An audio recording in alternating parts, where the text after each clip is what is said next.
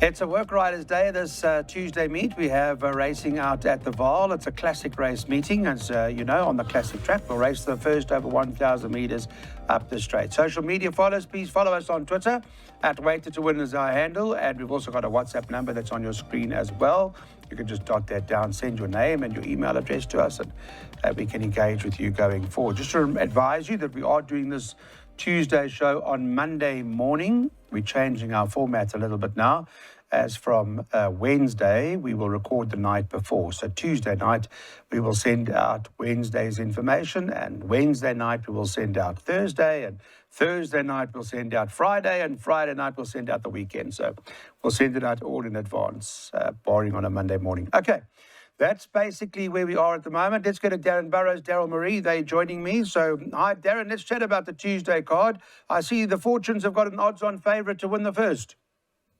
Yes, Claude, I love the card. I really believe we can make money on this card. Starting with Vaal Empress, looks an absolute one-horse race. Should never have lost last time out. Got squeezed at the start, costing her the race, and with improvements expected, should win. Okay, hard to beat, Daryl? Yes, Claude, there was a lot of support for this filly in the anti-post market. She did drift out race time, but she was certainly fancied to run a big race, and that she did. Tongue Tie gets fitted for the first time. Waits in front starting is a more than capable work rider. She's just drawn alongside a tearaway type filly in heart and mind. I hope they don't cut throats. Let's hope she just takes a seat behind her, and I expect her to win in her second start. Watch out if there's any support for number 9, Kabuki Mo. In the market, anti-postal market or race time. If there is, I think she could run into the money. But I'm happy banking number 13, Vaal Empress, in the first leg of the bipods. Odds on. I see the form line's not great. Nothing's coming out of there. And perhaps it's just a case of where sometimes it's not necessarily so true to form when the form doesn't work out that well. But nothing's really appeared to have delivered at all there. Well, let's hope she's the one. Let's hope she's the one. Okay, well, she's odds on. So the market's priced her up 9 to 20. Let's get our suggestions up for you. And Darren Burrows is going to go with these recommendations. He's going Vaal Empress ahead of Future Pearl, Robert Burns, and National Star. He likes those. That's his recommended all-to-come play on the day. All right, Darren, let's go through your bipod. Yes, Clyde. Bank in the first leg. Number 13, Vaal Empress, by 4, 6, 7, and 9. By 1, 3, and 8. By banker number 4. That is prime example. By 3, 7, 8.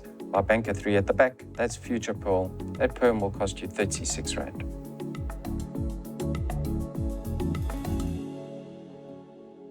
So is Inventrix the right one here in the second race? Priced up 11 to 10 on Monday morning. Mandalay number 7, 28 to 10. And then they've got 9 to 2 about Southern Style. I think the rest you can get double figures, certainly on the Monday, Darren. Yes, I thought this horse Mandalay, she is overdue, but I believe she's good enough for the PA on those 2 good efforts without the blinkers on last 2 starts. Over number 9, Inventrix. And then I have included Tiger in the red and Last Survivor of the rest. Okay. Inventrix, the cause of concern, if you like, around the favourite was that it hasn't run for a good few months, and that would be a little bit of a factor, wouldn't it? No, the form lines aren't great either, but there is a comment in the front of the computer form. Nice horse, may need. So not a lot of confidence coming from the yard. Yeah. Mandalay, very consistent, Clyde. The last form line is certainly not held up. 8 runners, all of them have run unplaced in their very next start. So I've looked for some value in race number 2, and I found number 4, Fiddler on the Cliffs. A fair enough debut. Then last time out, I don't believe that was his run. How could he finish 24 lengths behind in his second start? Just not persevered with, right? Yeah, so I'm hoping he's much better than that. I'm willing to put a line through that efforts, and I'm judging him on his debut efforts. If he can reproduce a similar effort to that, I think he could be thereabouts. And then number 6, Tiger in red. You said he's priced up at 20 to 1. 20 to 1, yep. When last have you seen Sam Masia in a work rider event on a 20 to 1 shot? Unreal. Now this horse, you can just put a line through his debut. He was drawn worst of all. He covered so much ground around the bend. He's much better than that effort. And at 20 to 1, I'd say to the viewers, go over nibble. Okay. 20 to 1 about Fiddler. That's perhaps worth the value. No, 20 to 1 about number 6, Tiger. Tiger, I beg your pardon. Tiger's Mowing's horse and Fiddler's St. John Gray's horse. So they're both at double figures, and perhaps there's some nice figure value in that. We'll have a look. Let's put our play up for you. Daryl, you go first. Yes, on screen right now, a PA perm, which will cost you 144 Rand. Two bankers, Clyde, in leg number 3, number 4, and leg 5, number 3, Future Pearl.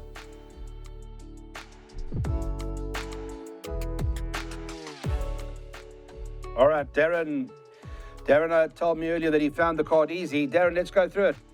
Yeah, I'm going 7 by 3 by 4 by 3 by 3 by 1 by 4. A 1 Rand unit, 500 Rand will give it to you 500 times.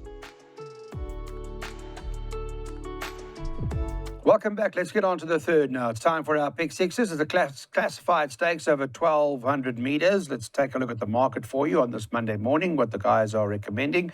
That Corvette Captain, number 1, 16 to 10 favourite. Number 3, Integrate is 33 to 10. And the 2, In Cahoots is 5 to 1. Those are the top 3 in the market. Darren, what do you make of this race? Are we going Corvette Captain all in?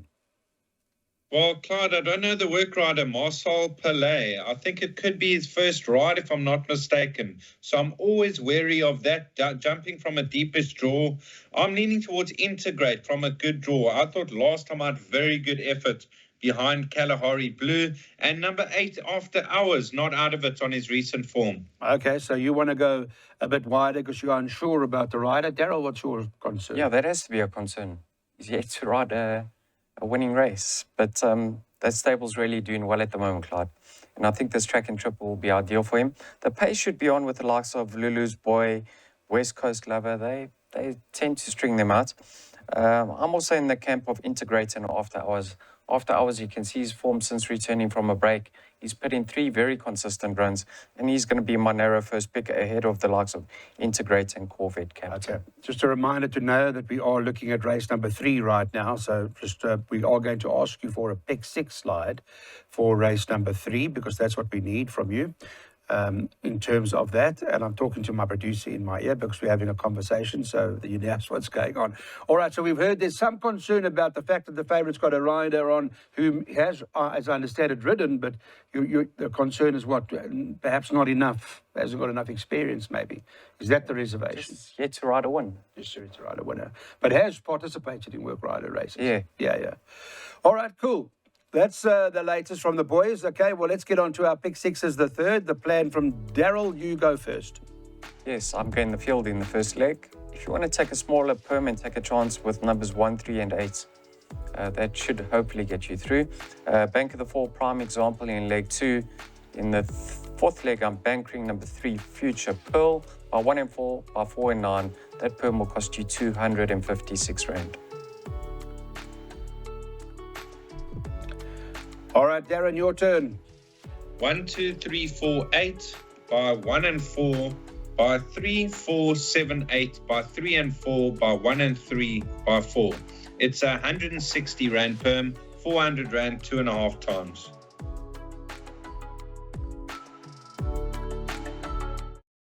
Okay, maiden class field, we're going over 2,400 metres, and here we've got an odds-on shot in prime example, priced up at 2 to 7 or thereabouts, and that is Sam Morsia's ride.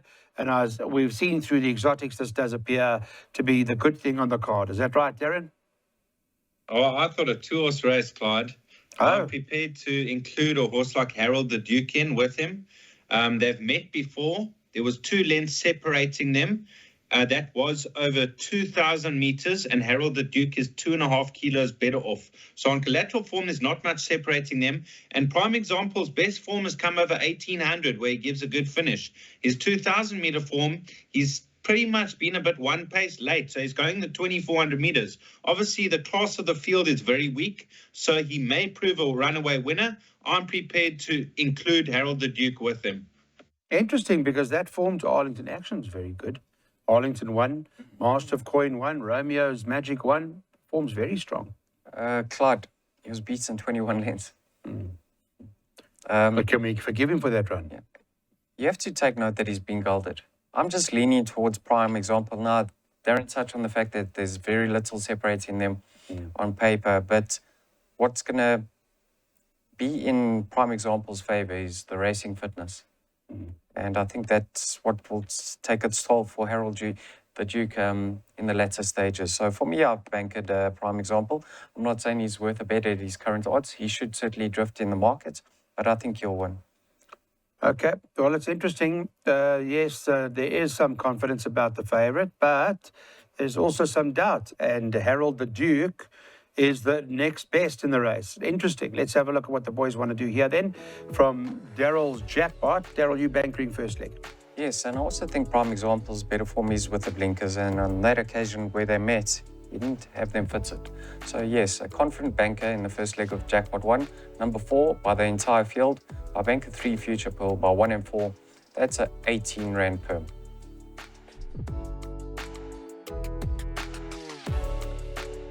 So Ponderosa Pine's favourite here, trading 16-10 on the Monday morning, 5-2 about Sassy, and Broadlands is the next best at 13-2. Darren, Ponderosa Pine, let's talk about that. Priced up 16-10 for the Mike de Kock stable.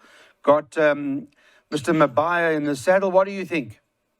I thought the horse to beat in this lineup. Last time out showed good improvement with the blinkers fitted and stepped up in trip. Over horses like Sassy, 16 runs in the maiden, but always right there. The improver in the race is Broadlands, number 8, a Silvana out of a Captain Alme, a lovely pedigree, wasn't disgraced on debut. She actually had number 7, Aunt Pity Pat, just behind her. So I've included those two as well, 3, 4, 7 and 8. Okay, so perhaps a bit more open than what the market suggests. Daryl, you'd agree with that or not? Yeah, Ponderosa, Pine Clyde did improve with the blinkers. She's having her peak run. But have a look, Silk Garden was only a length and a half behind her. I think she's a kilogram bit off. On paper, there's very little separating the two. But Ponderosa Pines by Silvano probably got more improvement to come. I think the improvers have to be Aunt Pity Pat. Now with Sam from a 1 draw and Broadlands. They both ran fair debuts on the turfed inside track. I think they've got a lot of scope for improvement and 2 very good work riders in the saddle. So 7 and 8, the improvers. Ponderosa Pine, probably the one to beat of the more exposed runners. Okay, so maybe in this sort of race, as you heard from the guys, it's a bit more open than what the market's suggesting right now. Therefore, we will do the following in terms of what our players, and Darren's worked out a second jackpot for us. Darren, and you confident enough with that banker at the back, Darren? I'm very confident about the last banker. 3, 4, 7, 8 by 3 and 4 by 1 and 3 by 4. 20 times 320 Rand. Welcome back, everybody. Let's get on to our next race on the card. Now we're going to have a look at race number 6, where Future Pearl tops the boards at 12-10. Sean Terry is bringing this horse to the track. Short price favourite. I don't know what Darren thinks about the market. Do you agree with that? I think very hard to beat in this lineup. Being gelded, his comeback run after a break wasn't bad. 2.75 lengths behind King of Rome. Maybe just in need of that run.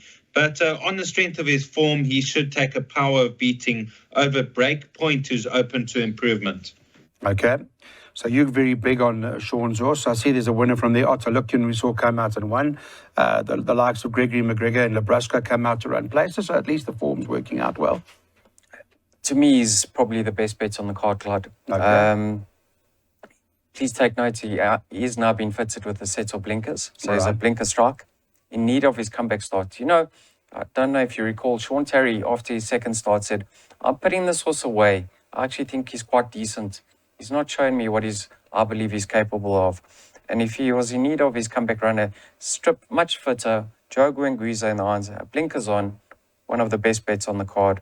For the exact time, I'm going to tip number 1, Spring Will Come. I'm going to say 3 from 1. On form, he's only got a left to find on Future Pearl. But I do believe Future Pearl will confirm that form. Zolani Mkobo has ridden him in the past. He ran 3rd in his penultimate start. And Zolani's latest ride was a winner for Luciel Kruger. Okay. So, 3 from 1. All right. And Joe Guanguiza is very good in the saddle too. So they're confident about Future Pearl. Let's get our selections up for you this race.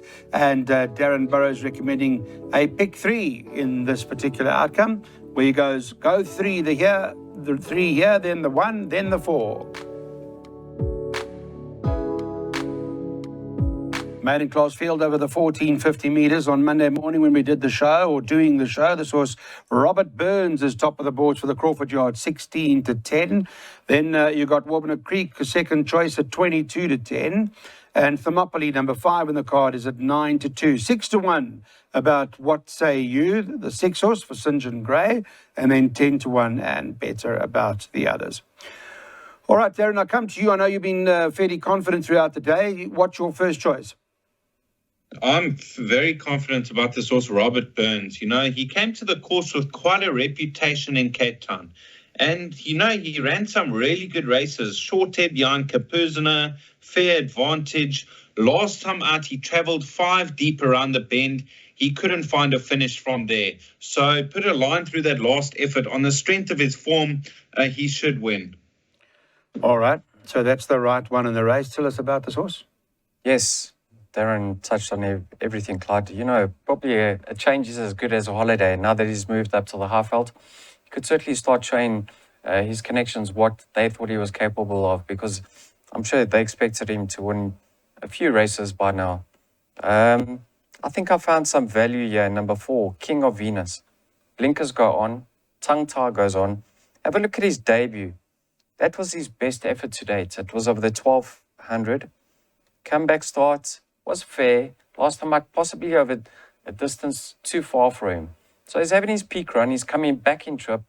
With those equipment changes, I'm going to say he's going to run a much improved race. So for me, 4 and 1 to fight it out. That's 20 to 1, eh?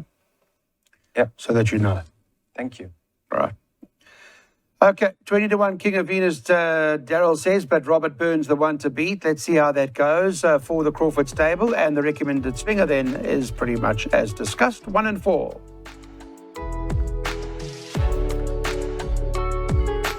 Monday morning national star for Sean Terry was at 9 to 10, and Joe Gringuiza, 9 to 10 favourite. Banker of the day, Darren Burrows. Oh, another one. You know, we got quite a few good things on this card. Definitely the horse to beat. Have a look at her form. Second behind Shoemaker. Close up. Second behind Climate Control. Third behind Grinkov. Last time out, I wasn't happy with the way she went to start. She went down very short. She ran third, but I'm glad they've given her the time off. And even if 60, 70% right and striding out freely, I think she'll blow them away. Kaz, are you very confident, are you, Daryl? I'll be confident when I see her go down to the post, Clyde. Like Darren touched on, the key aspect of it is she didn't move well in her later start. Possibly that's the reason why she's been put away. There is a comment in the front of the computer form. Should be competitive, if not needing it. Yeah. But her form speaks for itself. I mean, it stands head and shoulders above what she meets over here. Right. Just wait for her to move down to the start, and then if you want to have a bet on the nose, rather wait and be safe.